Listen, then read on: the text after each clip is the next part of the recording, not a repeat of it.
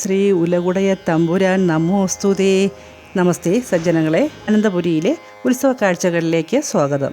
ഹരിപ്രിയ പ്രൊഡക്ഷൻസിൻ്റെ ഭക്തി നിർഭരവും ആചാര അനുഷ്ഠാനങ്ങൾക്കും ക്ഷേത്രോത്സവങ്ങൾക്കും പ്രാധാന്യം നൽകി വീഡിയോ പകർപ്പായി സൂക്ഷിക്കുന്ന ഞങ്ങളുടെ സംരംഭത്തിൽ ഇന്ന് തിരുവനന്തപുരത്ത് പൂജപ്പുര മുടവൻമുകൾ ശ്രീ ഉലകുടയ പെരുമാൾ തമ്പുരാൻ ക്ഷേത്രത്തിൽ 2024 ഏപ്രിൽ 4 മുതൽ 11 വരെ ഊരൂട്ട് മഹോത്സവം നടക്കുകയുണ്ടായി. അതിൽ 4ാം ഉത്സവ ദിവസം ഏപ്രിൽ 7-ാം തീയതി രാവിലെ നടന്ന ക്ഷേത്ര ചടങ്ങുകളുടെയും പൊങ്കാലയുടെയും അന്നദാനത്തിൻ്റെയും പ്രസക്ത ഭാഗങ്ങളെ അണിയിച്ചൊരുക്കിക്കൊണ്ട് ഹരിപ്രിയ പ്രൊഡക്ഷൻസ് ഈ വീഡിയോ ഭക്തിപുരസരം ഭക്തജനങ്ങൾക്കായി സമർപ്പിക്കുന്നു. ഭക്തി നിർഭരവും പുണ്യപുരാതനവും നൂറ്റാണ്ടുകളുടെ പഴക്കവുമുള്ള ആശ്രിത വത്സലനും സർവ്വ ഐശ്വര്യപ്രദായകനുമായ ശ്രീ മുടവൻമുകൾ ഉലകുടയ പെരുമാൾ തമ്പുരാൻ്റെ ചരിത്രം. ശൈവാംശജാതനായി പെരുമാൾ വംശത്തിൽ അവതാരം ചെയ്ത അവതാരമൂർത്തിയാണ് ശ്രീ ഉലകുടയ പെരുമാൾ തമ്പുരാൻ. പുരാതന കാലത്ത് വടമധുരയിലെ ഒരു ചെറിയ രാജ്യമായിരുന്നു വൈഗക്കര. വൈഗ നദിയുടെ കരയിലായതിനാലാണ് വൈഗക്കര എന്ന പേര് ലഭിച്ചത്. വൈഗ നദി വറ്റി വരണ്ട നിലയിൽ ഇപ്പോഴും കാണപ്പെടുന്നു. വൈഗക്കര രാജാക്കന്മാർ പെരുമാൾ എന്നറിയപ്പെട്ടിരുന്നു. ഇവരുടെ പരദേവത വൈഗക്കര ഭഗവതിയായിരുന്നു. വൈഗക്കര ഭഗവതി ക്ഷേത്രം ഇപ്പോഴും ഉണ്ട്. നീതിമാനും പ്രജാക്ഷേമ തൽപരനുമായ ആദിശേഖര പെരുമാൾ എന്ന രാജാവ് രാജ്യം ഭരിച്ചിരുന്ന കാലത്ത് പ്രജകൾ സത്യവ്രതരും ശാന്തശീലരും അധ്വാനശീലരും തപോനിഷ്ഠരും ദാനകർമാദികളിൽ ബിരുദരുമായിരുന്നു. വളരെക്കാലം മുൻപ് തന്നെ വൈഗക്കര രാജ്യത്തിൻ്റെ നല്ലൊരു ഭാഗം മധുരമന്നൻ പിടിച്ചെടുത്തിരുന്നു. വൈഗക്കര രാജാവ് തങ്ങളുടെ പിടിച്ചെടുത്ത രാജ്യഭാഗം വെട്ടുകിട്ടണമെന്ന് മധുരമന്നനോട് പലതവണ ആവശ്യപ്പെട്ടിട്ടും ഫലമുണ്ടായില്ല. ഒടുവിൽ പടയൊരുക്കി മധുരമന്നനോട് യുദ്ധം ചെയ്ത് വൈഗക്കര രാജാവും 4 സഹോദരങ്ങളും വീരസ്വർഗം പ്രാപിക്കുകയും രാജാവിൻ്റെ 9 വയസ്സുള്ള മാലയമ്മ എന്ന ഇളയ സഹോദരി മാത്രം അവശേഷിക്കുകയും ചെയ്തു. രാജാവിൻ്റെ പ്രബലനും ബുദ്ധിമാനുമായ മന്ത്രി മധുരമന്നന് കപ്പം കൊടുക്കാമെന്ന വ്യവസ്ഥയിൽ മാലയമ്മ രാജകുമാരിയെ മുൻനിർത്തി രാജ്യഭരണം തുടങ്ങി. രാജകുമാരിയുടെ 12ാം വയസ്സിൽ തെങ്കാശിയിലെ രാജാവായ ധർമ്മപ്പെരുമാൾ വേളി കഴിക്കുകയും രാജകുമാരിയുമൊത്ത് രാജഭരണം തുടരുകയും ചെയ്തു. തൻ്റെ ജ്യേഷ്ഠ സഹോദരങ്ങളെ വധിച്ച മധുരമന്നനോട് പകരം വീട്ടുന്നതിന് വീരധീര ശൂരപരാക്രമിയും സമർത്ഥനും വിഷ്ണുതുല്യനുമായ ഒരു ഉത്തമ പുത്രനെ ലഭിക്കുവാൻ പരദേവത കുടികൊള്ളുന്ന വൈഗക്കര ഭഗവതി ക്ഷേത്രത്തിൽ രാജകുമാരി തപസ്സിരുന്നു. രാജകുമാരിയുടെ തപസ്സിൽ സന്തുഷ്ടയായ ദേവി ആഗ്രഹം സാധിച്ചു കൊടുത്തു. എന്നാൽ ജനിക്കുന്ന പുത്രൻ 33 വയസ്സുവരെ മാത്രമേ ജീവിച്ചിരിക്കൂ എന്നും അരുളി ചെയ്തു. തുടർന്ന് കലിവർഷം 325 പുരട്ടാസി മാസം 5-ാം തീയതി വെള്ളിയാഴ്ച ഉത്രം നക്ഷത്രം പൗർണമി പക്ഷം പ്രഭാതം 4 നാഴികയ്ക്ക് മുൻപ് ചിങ്ങം രാശിയിൽ സാർവഭൗമനായ ശ്രീ ഉലകുടയ പെരുമാൾ തമ്പുരാൻ തിരുവവതാരം ചെയ്തു. തുടർന്ന് ശിവലപുത്തൂരിൽ നിന്നും തമ്പുരാന് 4 തമ്പിമാരെ ദത്തെടുത്തു. യൗവന ദിശയിലേക്ക് പ്രവേശിച്ചപ്പോൾ ചോഴമണ്ഡലത്തിലെ 7 കന്യകമാരെ തമ്പുരാൻ മതാചാര വിധിപ്രകാരം വിവാഹം കഴിച്ചു. കലിവർഷം 341-ാം ആണ്ട് വൈകാശി മാസം 22-ാം തീയതി തമ്പുരാൻ രാജ്യഭാരം ഏറ്റെടുത്തു. അമ്മാവന്മാരെ നിഗ്രഹിച്ച മധുരമന്നനോടുള്ള പക തമ്പുരാനിൽ നാൾക്കുനാൾ വർദ്ധിച്ചു വന്നു. കുറേ നാൾ കഴിഞ്ഞ് മധുരമന്നനുമായി തമ്പുരാൻ യുദ്ധത്തിൽ ഏർപ്പെട്ടു. ഘോരയുദ്ധത്തെ തുടർന്ന് മധുരമന്നൻ്റെ 6 സഹോദരന്മാരും സൈന്യത്തിൻ്റെ ഏറിയ പങ്കും കൊല്ലപ്പെട്ടു. യുദ്ധത്തിൽ തോറ്റ മധുരമന്നൻ വനാന്തരത്തിൽ 12 സംവത്സരം മേമല എന്ന മലയിൽ അഭയം പ്രാപിച്ചു. ദത്തെടുത്ത 4 തമ്പിമാരുമൊത്ത് ശ്രീ ഉലകുടയ പെരുമാൾ തമ്പുരാൻ മധുരയിൽ കഴിഞ്ഞു. തോറ്റോടിയ മധുരമന്നൻ വനത്തിലുള്ള വീടന്മാർ, കാണിക്കാർ മുതലായവരെ ചേർത്ത് പടയൊരുക്കിക്കൊണ്ടിരുന്നു. ഇതിനകം മധുരമന്നൻ്റെ ഗൂഢപ്രവർത്തനങ്ങളുടെ ഫലമായി തമ്പുരാന് മരയ്ക്കാർ പടയോട് പൊരുതേണ്ടി വന്നു.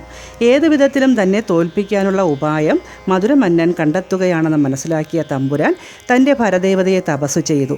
തപസ്സിൽ സന്തുഷ്ടയായ ദേവി ആവശ്യപ്പെടുമ്പോൾ തിരികെ നൽകണമെന്ന വ്യവസ്ഥയിൽ ദാരികനെ നിഗ്രഹിച്ച വാൾ തമ്പുരാന് നൽകി.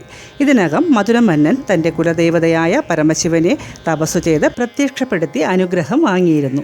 തുടർന്ന് മധുരമന്നൻ്റെ വേടപ്പട വന്ന് തമ്പുരാനോട് യുദ്ധം ചെയ്തു. അവരെയെല്ലാം നിഷ്പ്രയാസം തമ്പുരാൻ തോൽപ്പിച്ചു. അപ്പോഴാണ് ശിവൻ്റെ അനുഗ്രഹത്തിലുള്ള മധുരപ്പടയുടെ വരവ്. അവരെ നേരിടാൻ തയ്യാറെടുക്കുന്നതിനിടയിൽ മഹാദേവൻ്റെ നിർദ്ദേശപ്രകാരം വൈഗക്കര ഭഗവതി തൻ്റെ വാൾ തിരികെ ആവശ്യപ്പെട്ടു. വാൾ തിരികെ നൽകിയാൽ യുദ്ധം ജയിക്കാൻ സാധ്യമല്ലെന്ന് ഉറപ്പായ തമ്പുരാൻ പരിവാരങ്ങളുമായി ശിവക്ഷേത്ര സന്നിധിയിലെത്തി വാൾ നിലത്തൂന്നി അതിൽ കമിഴ്ന്നു വീണ് ആത്മാഹൂതി അനുഷ്ഠിച്ചു. ആത്മത്യാഗം ചെയ്ത തമ്പുരാനെയും തമ്പികളെയും ആകാശസഞ്ചാരികളായ ദേവന്മാർ മഹാദേവ സന്നിധിയിൽ എത്തിക്കുകയും അനന്തരം മഹാദേവ അനുഗ്രഹത്താൽ സ്വർഗലോകം പ്രാപിക്കുകയും ചെയ്തു. ശിവലോകപ്രാപ്തനായ തമ്പുരാന് ദേവനായി തന്നെ ഭൂമിയിൽ വാഴുവാനുള്ള വരം ലഭിച്ചു. ഉത്തമനായ ശ്രീ ഉലകുടയ പെരുമാൾ തമ്പുരാനെ സകല ചരാചരങ്ങളും പൂജിക്കുമെന്നും ഭൂലോകവാസികളാൽ വാഴ്ത്തപ്പെടുമെന്നും തമ്പുരാനെ പൂജിക്കുന്നവർക്ക് സന്താനഭാഗ്യം, രോഗമുക്തി, സമ്പദ് സമൃദ്ധി തുടങ്ങി സർവ്വവിധ ഐശ്വര്യവും ലഭിക്കുമെന്നും അരുളി ചെയ്തു. ഭൂമിയിൽ വാഴുവാനുള്ള വരം ലഭിച്ചതിനെ തുടർന്ന് തമ്പുരാൻ്റെ സാന്നിധ്യമുണ്ടായ സ്ഥലങ്ങളിലൊക്കെയാണ് ശ്രീ ഉലകുടയ പെരുമാൾ തമ്പുരാൻ ക്ഷേത്രങ്ങൾ ഉണ്ടായത്. പ്രകൃതിയാൽ മാറിയ മൺതിട്ടയുടെ 3 വശവും പാടശേഖരങ്ങളും അവയ്ക്ക് പൊൻകസവെന്ന പോലെ ഒഴുകിയെത്തുന്ന നീർച്ചാലുകളും ചേർന്ന് ദൃശ്യമനോഹരമായ പറമ്പിൽ ശ്രീ ഉലകുടയ പെരുമാൾ തമ്പുരാൻ്റെ സാന്നിധ്യം ദർശിച്ച ഈ പ്രദേശത്തെ പൂർവികർ പച്ചപ്പന്തൽ കെട്ടി തമ്പുരാനെ കുടിയിരുത്തി ആരാധിച്ചു പോന്നു. അതാണ് പുണ്യപുരാതനമായ ഇന്നത്തെ മുടവൻമുകൾ ശ്രീ ഉലകുടയ പെരുമാൾ തമ്പുരാൻ ക്ഷേത്രം. ഇവിടുത്തെ പൊങ്കാലയുടെ മാഹാത്മ്യം. തമ്പുരാനെ മാതാവായ മാലയമ്മ ഗർഭം ധരിച്ചിരുന്ന 7-ാം മാസത്തിൽ വീരധീര ശൂര പരാക്രമിയും സമർത്ഥനും വിഷ്ണുതുല്യനുമായ ഒരു ഉത്തമ പുത്രനെ ലഭിക്കുവാൻ വൈഗക്കര ഭഗവതിയെ വയറ്റു പൊങ്കാലയർപ്പിച്ച് പ്രാർത്ഥിച്ചതിൻ്റെ ഓർമ്മയ്ക്കായാണ് 4-ാം ഊരുട്ട് മഹോത്സവത്തിൽ നടത്തപ്പെടുന്ന ശ്രീ മാലയമ്മയുടെ 7-ാം മാസം പൂർത്തിയായ വയറ്റു പൊങ്കാല എന്ന പൊങ്കാല. ഇവിടെ പൊലിവ് എന്നൊരു ചടങ്ങ് കൂടി ആചരിക്കപ്പെടുന്നു. ശ്രീ ഉലകുടയ പെരുമാൾ തമ്പുരാൻ്റെ ജന്മദിനമായ കന്നിമാസത്തിലെ ഉത്രം ദിവസത്തിൽ ക്ഷേത്രനട തുറന്ന് പ്രത്യേക പൂജയും തമ്പുരാൻ്റെ ജനനവും അതിനെ തുടർന്ന് പ്രജകൾ കുഞ്ഞിനെ കാണാൻ വരുന്ന ചടങ്ങായ പൊലിവും നടത്തപ്പെടുന്നു. ശ്രീ ഉലകുടയ പെരുമാൾ തമ്പുരാൻ്റെ ജനനത്തെ തുടർന്ന് ഭക്തജനങ്ങൾ അന്നേ ദിവസം രാത്രി വസ്ത്രങ്ങൾ, പഴവർഗ്ഗങ്ങൾ, സുഗന്ധദ്രവ്യങ്ങൾ, കാണിക്ക എന്നിവ തമ്പുരാന് അർപ്പിക്കുന്ന ചടങ്ങാണ് പൊലിവ് എന്നറിയപ്പെടുന്നത്. ക്ഷേത്രതന്ത്രി അരയാൽ കീഴിലം ബ്രഹ്മശ്രീ കേശവൻ നമ്പൂതിരി അവർകളും ക്ഷേത്ര മേൽശാന്തി വിനുപ്പോറ്റി അവർകളുമാണ്. ഈ പരിപാവനമായ ക്ഷേത്ര ദർശനം നടത്തുകയും ഈ വീഡിയോ കാണുകയും പരമാവധി മറ്റുള്ളവർക്ക് ഷെയർ ചെയ്യുകയും ചെയ്യുന്നത് വഴി ശ്രീ ഉലകുടയ തമ്പുരാൻ്റെ കൃപാകടാക്ഷം ലഭിക്കുമാറാകട്ടെ എന്ന പ്രാർത്ഥനയോടുകൂടി അടുത്തൊരു ക്ഷേത്രവിശേഷമായി എത്തുന്നതുവരെ നന്ദി, നമസ്കാരം.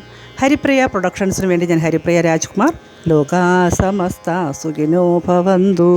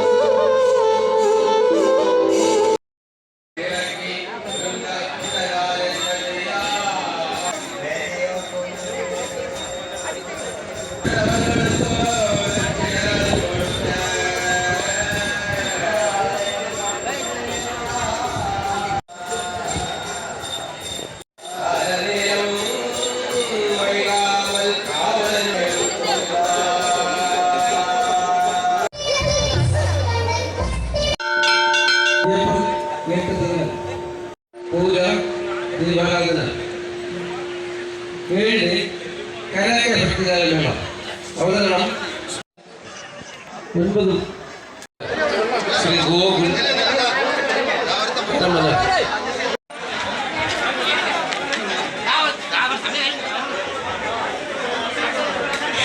ഹരിപ്രിയ പ്രൊഡക്ട്സ് യൂട്യൂബിൽ ഒന്നും കാണാവുന്നതാണ് വിജ്ഞാനങ്ങൾ. ഹരിപ്രിയ പ്രൊഡക്ട്സ് യൂട്യൂബിൽ ഒന്നും കൂടി